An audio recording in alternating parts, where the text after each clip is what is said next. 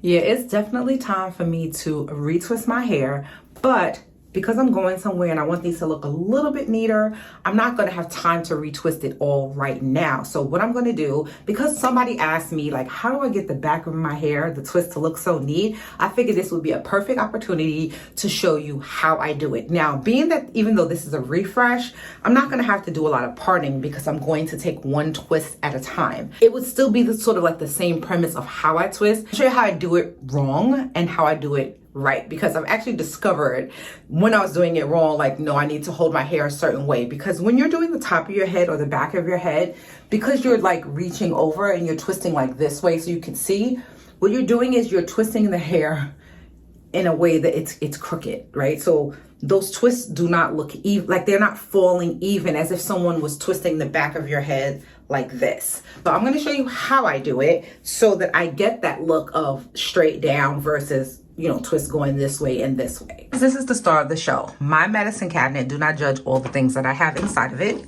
but this is the star of the show. It is a double-sided cabinet. So I have this side and then I have this side. So what essentially I do is when I'm twisting, obviously I don't have the camera, but you can see how I can see the back of my head.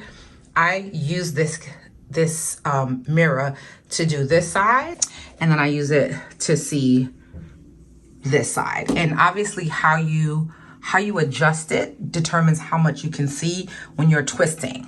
So I get that not everybody is going to have that sort of double-sided mirror situation, but they sell them on Amazon, and I actually have that as well. This is a three-way mirror. See how here, here, and here you have three panels. This will allow you to see your head at different angles. It's really mostly needed when you're parting your hair. You don't really need, when you're refreshing like I am, being that I'm taking down one at a time, you don't really need to see like the back of your head. You could, because you can feel it and it's already parted. You want to put this somewhere where it goes low enough for you to be able to see your hair. So it has these hooks that pull out so that it can hang over a door. So I've done this on my door right here in the bathroom, and you're able to, you know, adjust it the way you need to in order to be able to, if I want to see the back of my head, I just stand here, I adjust myself, and then I can see like, oh, I need to part my hair here, and I can see exactly, you know, where my parts need to be. I don't pull this out as much as you know, if I was doing this all the time, because I have that double-sided mirror. In fact, when I purchased this, I completely forgot that my mirror to my medicine cabinet could double as this. So this was really a waste of money, but you know what? Whenever I move, I'll have this, and who's to say I won't have a double-sided medicine cabinet when it's time for me to do my hair. So for starters, I do like to, you know, find the end of the twist. I know you're not supposed to borrow, but when you have layered hair, sometimes you don't have a choice. Your hair is just gonna fall the way it is, especially when you're parting it perfectly. You can't just like change the part, you know, because you're trying to do even parts. And sometimes that causes, when your hair is layered, to have different, you know, lengths where you do need to not necessarily borrow from the other side, but just like once you end and the hair is short, take and start twisting what's left. This one is actually not a good example of that because it is pretty even on this side. And I'm just going to take out this twist and show you how I twist so that it lays straight. So now that I have this section out, I'm going to show you how not to twist, because it's going to cause the hair to be kind of crooked. Instinctively, we want to just take this and just, well, I braid the root first. So I would braid this root first. I'm not going to finish it, but I want to show you what it looks like once I start it and then start to twist. I can't tell you how many times I've done it this way, because, you know, you're just reaching. Once you have your section, you know, you start the braid. Then when I get to about right here, Then I, trying to make sure that the sides are even on both sides, and then I start to twist, right? So I'm not gonna twist it all the way to the end because I'm gonna have to take it back out again. And this is a lot of manipulation, but I'm doing it for you, boo. All right, so notice how this is like laying to the side. Here, it's like on the side. So we don't want that.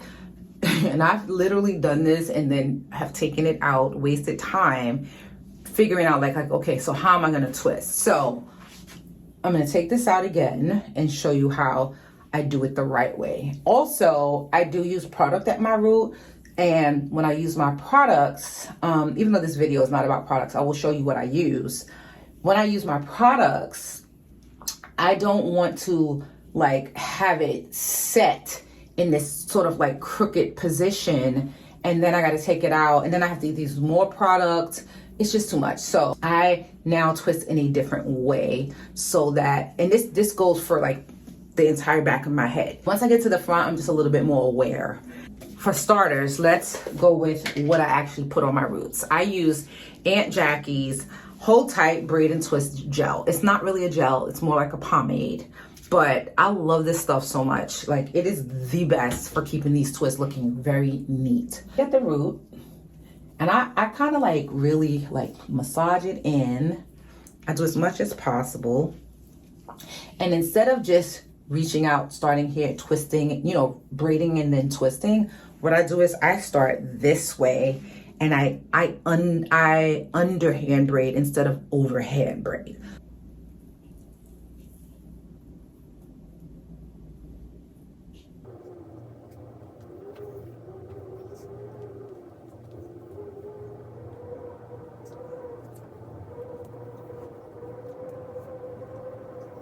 Then when I get to exactly where I want to start twisting, then I can take and start twisting sideways. As the root is already set in the direction that I want it to be. Finish this off in a rope-like twist.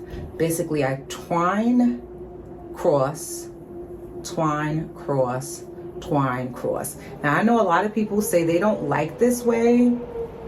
Excuse me if y'all hear like some kind of whistling sound. It is extremely windy and actually a little bit cold here in New York.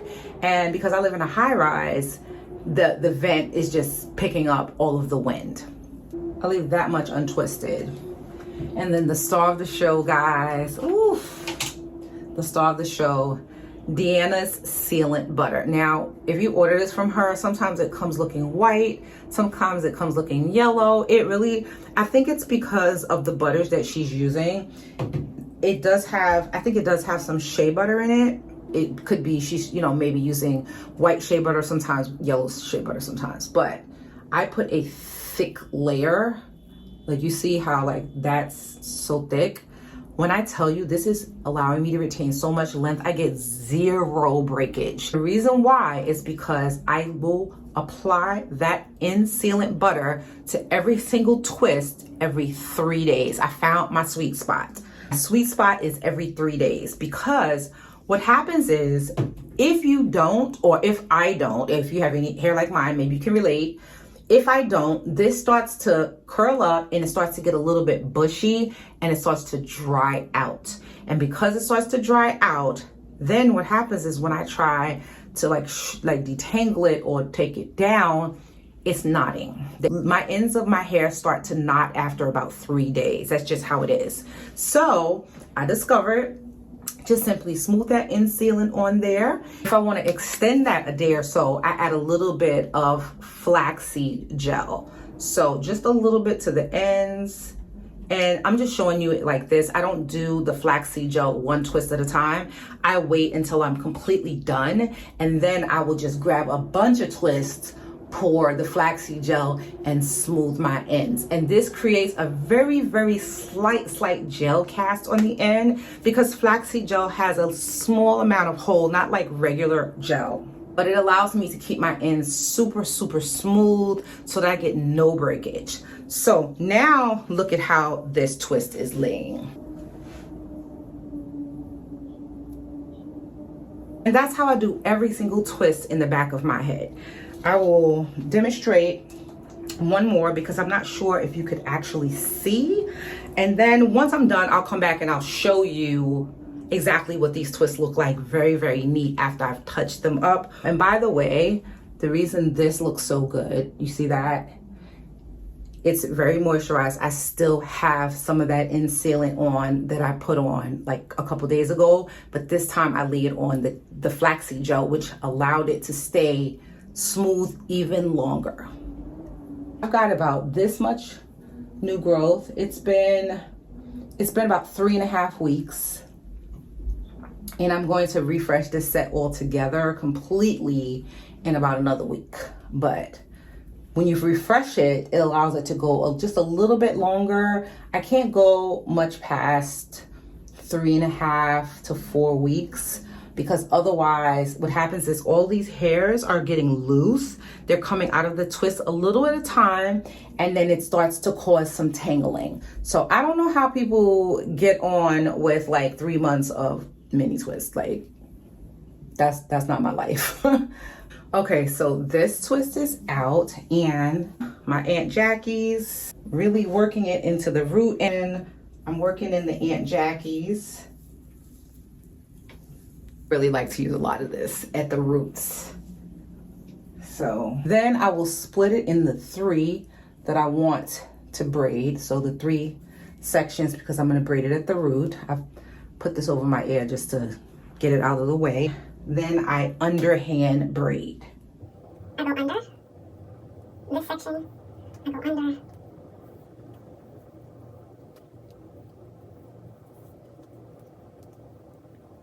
Now that I've got enough braided at the root, then I go in and I split it and create the twist. I don't always add the end sealant when I finish the twist. In fact, I usually don't do it until I'm finished all the twists, but I just wanted to show you like what this is like. Straight down. So that's it. That's how I do it. That's how I get them to look so neat in the back. As long as I part, I realized that what my former way of twisting, which was just grabbing sections and twisting regardless of parting, and I would make sure that each section was the same size, even though I was grabbing sections. The problem with that method, I don't know if you agree with this, but this is my experience. My hair would web at the root, and my twists were at risk of getting very fuzzy much more sooner. It just wasn't as neat. Now, granted, when you part, you see more scalp.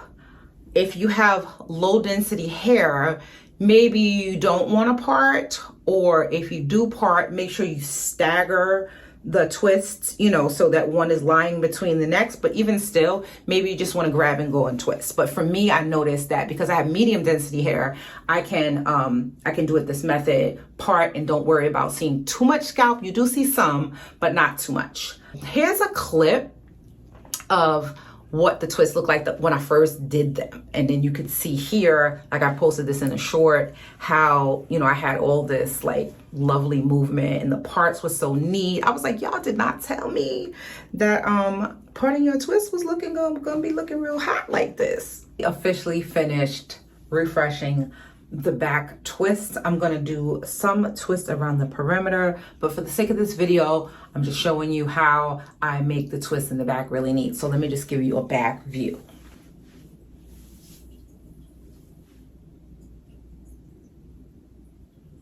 These are not going to look nearly as neat as if I did them from scratch, you know, right after I washed my hair, because when you're refreshing, you don't do them all.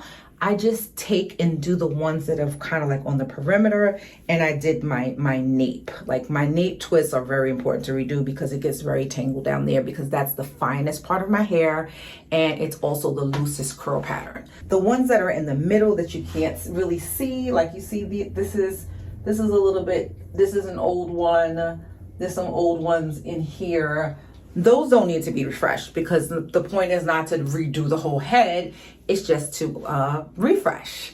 That's it for this video. Thank you so much for watching. And remember, it is not just about hair. It is about being confident in how you appear, how you look, loving your hair so that you can confidently fulfill your God-given purpose on this side of heaven. Thanks so much for watching, and I will catch you in my next video. God bless you.